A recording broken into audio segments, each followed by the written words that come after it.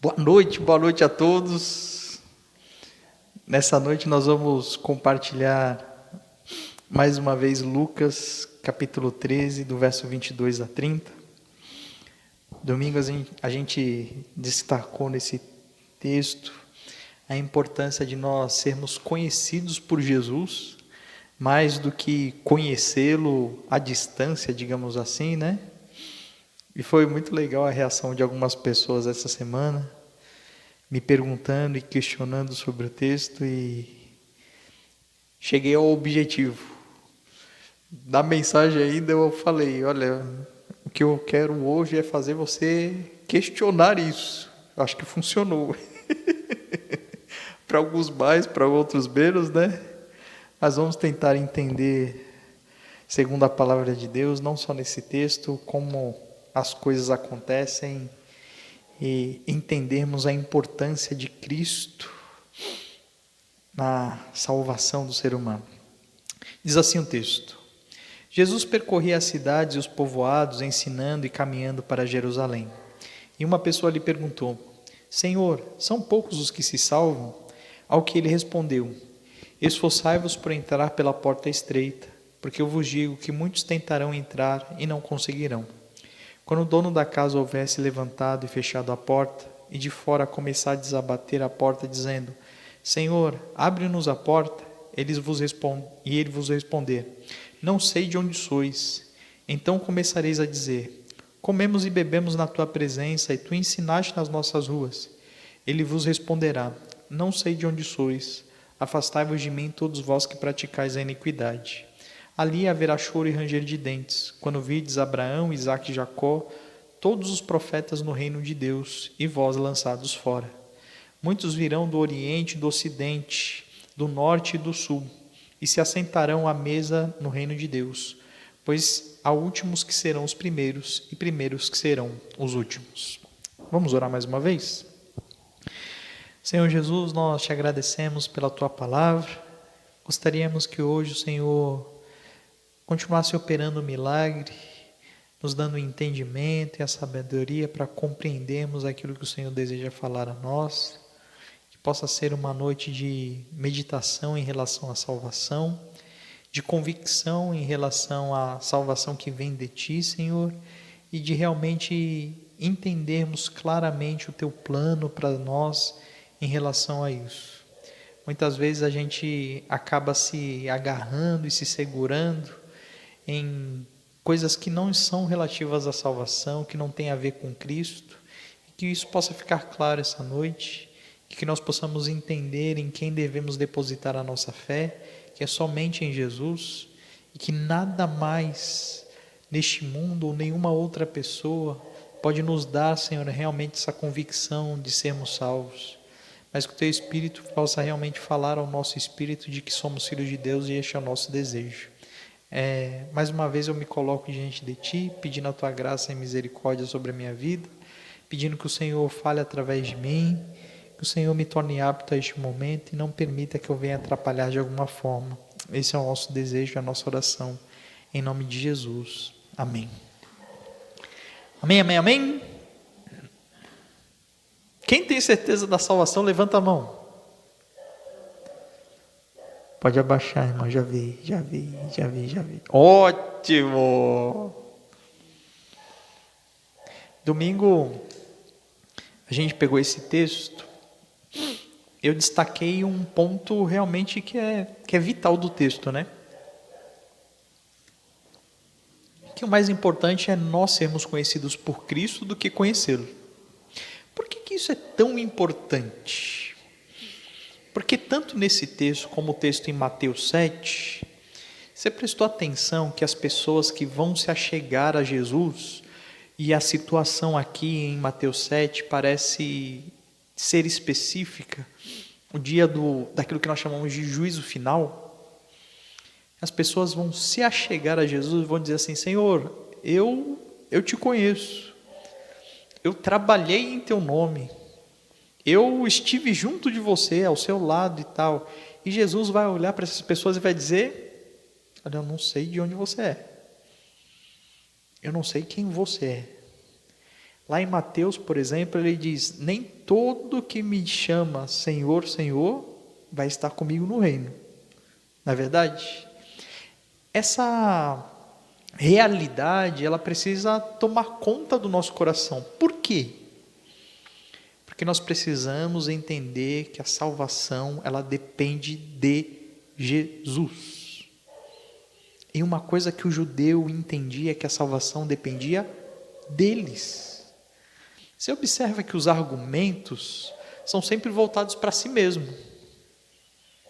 Senhor, eu expulsei demônios, eu fiz milagres, eu estava com você no dia que você pregou lá na minha cidade, eu comi junto com você. Nenhum dos argumentos são baseados a sua salvação em Jesus Cristo. E é exatamente isso que o Novo Testamento traz de mais precioso para nós. Nossa salvação precisa estar baseada em Jesus. Ele é a fonte da salvação. Ele é quem nos trouxe a salvação de forma gratuita. Ele é que nos dá a salvação. E é porque dele, por ele, para ele são todas as coisas. Entende claramente isso? Entende porque a salvação não pode ser por obras das nossas mãos? Irmãos, mas nós temos uma tendência absurda de tentar buscar, de alguma forma, ser merecedores da graça de Deus. O que é uma contradição em si mesmo. Porque tudo aquilo que é de graça, você não fez nada para merecer, não é isso? É que dentro da nossa realidade hoje, quando a gente fala que alguma coisa é de graça, a gente sabe que nunca é de graça de verdade, não é? Já viu refrigerante grátis no almoço? Você acha que o refrigerante que é dado é de graça? Não, né? Então a gente sempre relaciona tudo a isso. Não, Deus me deu de graça, mas eu preciso fazer isso para merecer aquilo, para merecer aquilo, para merecer. E a gente acaba confundindo certas coisas. Irmãos, Deus, ele não é homem para ficar mudando de opinião toda hora. Então, quando ele dá de graça para você alguma coisa, primeiro ele tem certeza que ele vai te dar e ele não toma nunca mais. E ele tem certeza também que ele está te dando de graça, porque você não tem condição de retribuir. Não tem condição de pagar. O negócio é que nós começamos a se comparar a outras pessoas e achar que a gente é um pouquinho mais merecedor da salvação do que certas pessoas. Talvez o maior exemplo disso seja o ladrão da cruz. O homem que andou pelo caminho errado a vida inteira, nos seus últimos instantes de vida, demonstrou fé em Jesus. O que Jesus fez para ele? Garantiu a salvação dele. Hoje mesmo estarás comigo no paraíso, não foi isso? O problema é que a gente avalia outras pessoas que têm uma vida histórica assim de pecados, como se elas não fossem tão merecedores da salvação como a gente é. Porque eu, Rafael, eu nasci num lar evangélico. Eu nunca fui para o mundão, não ia para balada e não fazia muitas coisas que a maior parte das pessoas fez antes de se converter. Então a consciência vem dizendo assim, olha, se existe algum mérito, eu tenho um pouquinho mais de mérito do que eu... Não tem. Não tem. Nada. Há um texto no Antigo Testamento que vai dizer que as nossas maiores atitudes e práticas são considerados por Deus como trapos de imundícia, que nada mais é do que um absorvente usado. As nossas melhores atitudes, porque estão sempre envoltas em algum tipo de egoísmo, sempre buscando o aplauso de alguém, um reconhecimento de outro ou de si mesmo, fazer algo para se sentir bem. Entende? Irmãos, Se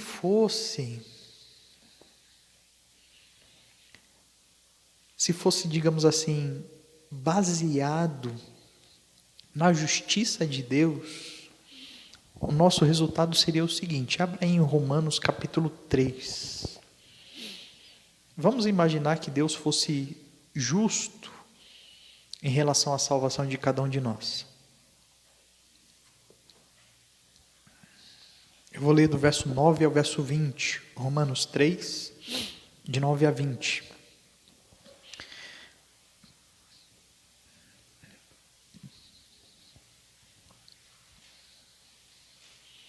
Romanos 3, de 9 a 20 diz assim: E então, somos superiores a eles? Paulo está falando de judeus e gentios, né? Ele diz: de modo nenhum.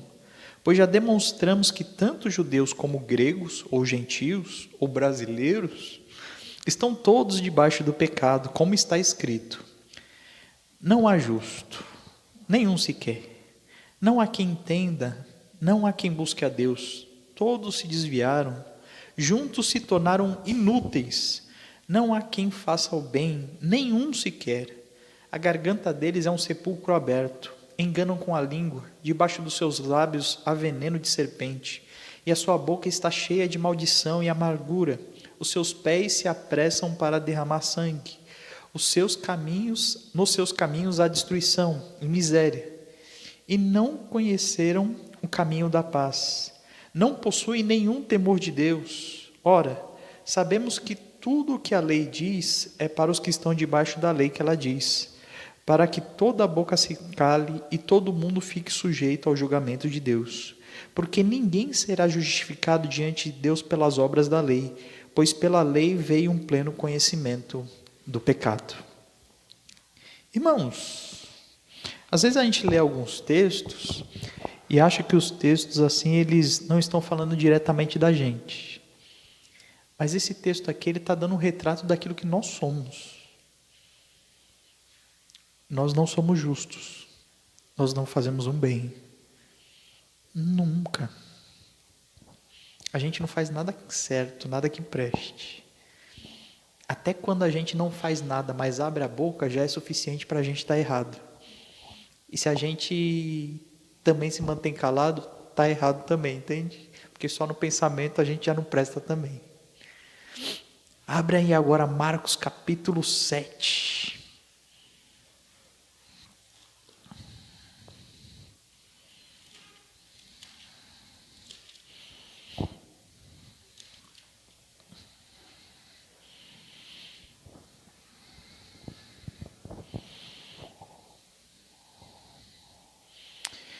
Isso daqui é um trecho em que Jesus está tendo embate ali com alguns fariseus. Eu vou ler apenas do versículo 18 ao verso 23, tá bom? O restante do texto você pode ler em casa, do 1 ao 23. Hoje eu vou ler do 18 ao 23, que diz assim. Marcos 7, de 18 a 23. Jesus respondeu: Então vós também não entendeis? Falando para os discípulos que tinham perguntado para ele o que significava aquilo que Jesus tinha dito. Não compreendeis que tudo que entra de fora do homem não o torna impuro? Porque não entra no coração, mas no estômago, e depois é expelido. Assim Jesus declarou puro todos os alimentos. E prosseguiu: O que sai do homem e o que o torna impuro, o que sai do homem é o que o torna impuro, pois é de dentro do coração dos homens que procedem. Agora eu vou abrir um parênteses aqui. Quando você pegar em casa e ler esse texto, coloca o seu nome no lugar de homem aqui. Assim, pois o que sai de dentro do coração do Rafael é... Ok? Você coloca o seu nome aí no lugar, e aí você vai ler o que Jesus vai dizer que está hoje dentro do seu coração. Vai dizer que tem o seguinte: maus pensamentos, imoralidade sexual, furtos, homicídios, adultério, cobiça, maldade, engano, libertinagem, inveja, blasfêmia, arrogância, insensatez. Todas essas coisas más procedem de dentro do coração, no meu caso lendo aqui do Rafael, e o tornam impuro. Irmãos, essa é a nossa condição. Diante de Deus, é isso que nós somos. Sempre pense no seguinte: você nunca pode se comparar em relação à santidade em um outro ser humano qualquer. Porque muitas vezes você pode chegar até uma certa conclusão de que, olha, eu acho que eu sou um pouquinho mais limpinho em relação a pecados do que fulano de tal. Mas isso diante de Deus não importa, porque para Ele pecado é pecado. E se você tem pecado, você está sujo dos pés à cabeça. Ponto final. Com quem que a gente deve se comparar? Com Cristo. E se comparando a Cristo, nós sempre estamos imundos. E se comparando a Ele, não há a mínima condição de nós entrarmos a um lugar santo e puro, como é a habitação que Ele criou para nós. Amém? Qual é a solução para isso então? Porque se Deus for justo, o que Ele precisa e deve fazer é nos condenar ao inferno, não é isso? Não é esse o resultado natural das coisas? O ideal da passagem de Lucas ali é que a porta estivesse sempre fechada para todo e qualquer ser humano, porque nós não temos a mínima da mínima condição de entrar naquele lugar. Mas Deus, por seu amor, por sua graça, enviou Jesus, sabe para quê? Para morrer no nosso lugar. Esse é o fato. Essa é a razão. E Jesus morre por quem?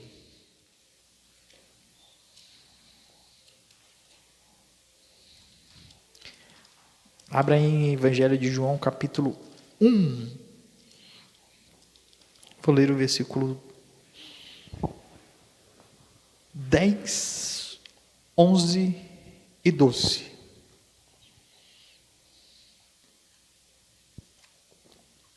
Evangelho de João, capítulo 1,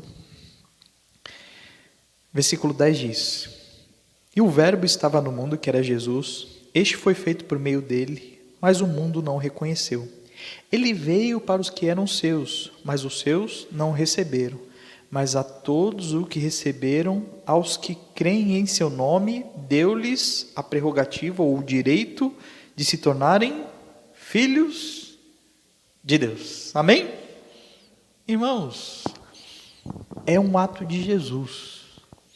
Ele foi e se sacrificou no nosso lugar para que nós não fôssemos meras criaturas de Deus, mas que fôssemos considerados filhos de Deus. Qual outra parte da criação pode ser considerada como filho de Deus? Nenhum. Nenhum ser vivo nesse mundo pode ser chamado de filho de Deus. Nenhum ser vivo na eternidade pode ser chamado de filho de Deus. Anjos não podem, arcanjos, aqueles animais meio exóticos que aparecem em Apocalipse e tal. Nenhum. Sabe quem deu isso para a gente?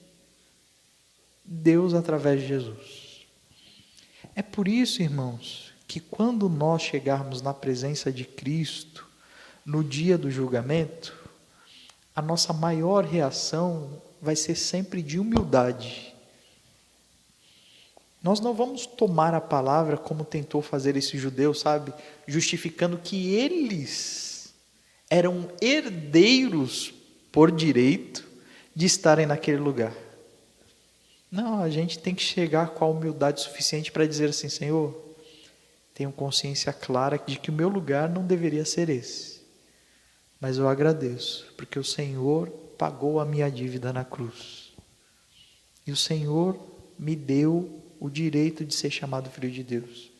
E o Senhor me convidou a entrar. E eu estou aqui dentro, só pelos seus méritos. E não porque eu tenha feito alguma coisa para merecer. Amém? Deu para entender? Ótimo. Então, irmãos, o texto continua o mesmo.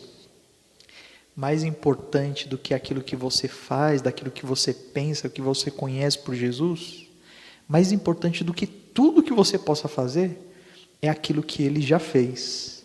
É aquilo que Ele vem fazendo, que Ele ainda fará por você, em relação a tudo. E o mais importante é que Ele conheça você na intimidade. Porque uma coisa natural do ser humano é ser grato. Mas a gente só é grato quando a gente reconhece que alguém fez alguma coisa por nós.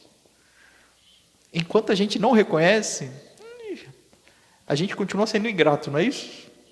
Então seja grato a Deus por aquilo que Ele fez, se aproxime dEle, se relacione com Ele e seja você conhecido dEle e tenha certeza de que o seu lugar está garantido lá na eternidade.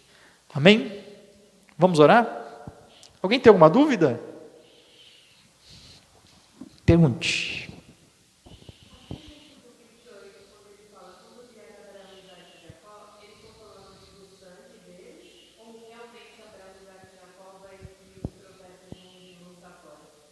Não.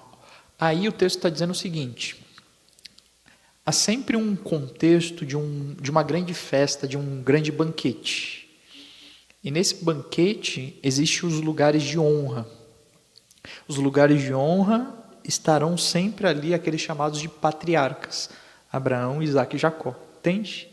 Então, dentro desse banquete, imagina Deus sentado na beirada da mesa e ao seu lado ali está Abraão, Isaque e Jacó.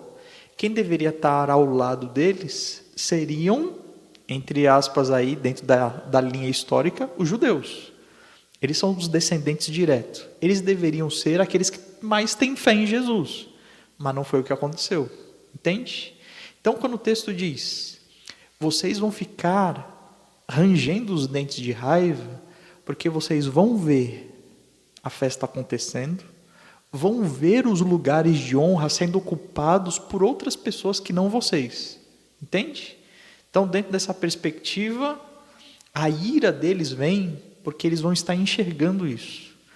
Quando nós chegarmos lá em Lucas 16, eu vou falar um pouquinho sobre essa realidade, né? Porque ali quando Jesus traz a parábola do rico e do Lázaro, mostra que aquele que foi para o inferno ali, que está, inferno entre aspas, que é um lugar de condenação, mostra que ele conseguia ver Lázaro usufruindo das bênçãos de Deus ali no paraíso, né? Então, parece haver sempre uma relação disso, de que aqueles que vão estar em sofrimento ainda vão ter condição de ver aqueles que estão sendo abençoados.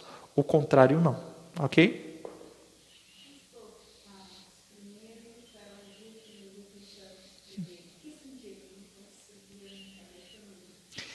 Quando a gente estiver chegando lá na eternidade, o natural seria que os santistas entrassem primeiro. Mas Deus foi e tirou todos, botou os corintianos primeiro, porque os últimos serão brincadeira. Deus, ele formou um povo para si. Esse povo tinha a primazia. Os maiores servos de Deus vieram sempre dos judeus, certo? Então, dentro dessa realidade, por direito, eles seriam os primeiros da fila. O problema é que eles rejeitaram. E sendo rejeitados, aqueles que por direito deveriam ser os primeiros, perderam e acabaram dando esse direito para aqueles que vinham atrás, entende? Que somos nós. O resto dos judeus, dos gentios do mundo inteiro, aqueles que não são judeus, entende? Então, quando fala dessa relação, o texto que a gente leu agora em João vai falar exatamente disso. Jesus veio para aqueles que eram seus, mas eles não o reconheceram, mas todos aqueles que reconheceram, ele deu o direito de ser filho de Deus, entende? Então, a sequência natural das coisas acabou sendo retirada e modificada por causa da fé e por causa da graça de Deus. A gente consegue ver isso em Jacó e Esaú. Os filhos gêmeos nasceram, Esaú foi o primeiro, não foi? Ele deveria ter o direito da bênção, mas ele foi e menosprezou a bênção de Deus. Quem se apegou à bênção de Deus? Aquele que veio depois, que era Jacó. Acabou sendo Jacó o abençoado e Esaú não, né? Tanto que hoje, quando a gente fala dos patriarcas, é Abraão, Isaque, Jacó, né? Então, aquela sequência que deveria ser natural foi modificada porque aquele que tinha direito rejeitou o direito que tinha. Maravilha? Se a gente pudesse fazer uma comparação hoje do que seria isso, imagina aquela criança que nasceu no lar evangélico, teve a oportunidade a vida inteira de conhecer a Cristo, mas sempre rejeitou e resolveu abandonar o Senhor. E vive a vida inteira em sofrimento, em caos, por causa disso. Ele deveria ser aquele que estava em primeiro, mas recusou. Mas o outro que não teve essa realidade, mas chegou a conhecer a Cristo, entregou a vida a Ele, acabou tendo a primazia das bênçãos de Deus. Entende? Então, aquele que deveria ser o primeiro acabou sendo o último, e aquele que deveria ser o último acabou sendo o primeiro. Vamos orar? Senhor Jesus, nós somos gratos a Ti pela Tua tão grande salvação.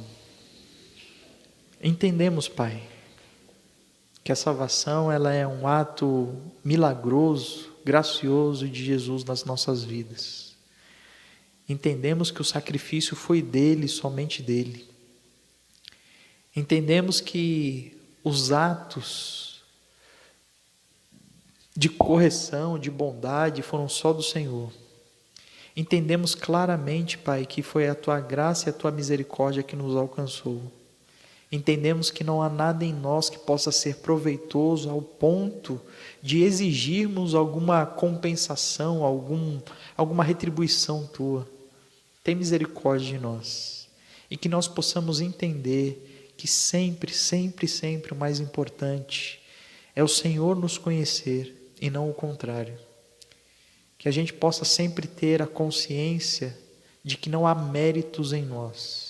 E que nós somos tão pecadores e tão sujos como qualquer pessoa ao nosso redor, que não somos melhores do que ninguém, e que o Senhor não nos escolheu por ser melhor, mas o Senhor nos escolheu porque o Senhor nos ama, e o Senhor nos entregou a salvação porque o Senhor quis, porque o Senhor realmente teve vontade de fazer isso, e se o Senhor nos deu, ninguém neste mundo pode nos tirar ela. Louvado seja o Teu nome por isso. Obrigado, Senhor, por tão grande salvação, por tão grande ato que nós não entendemos.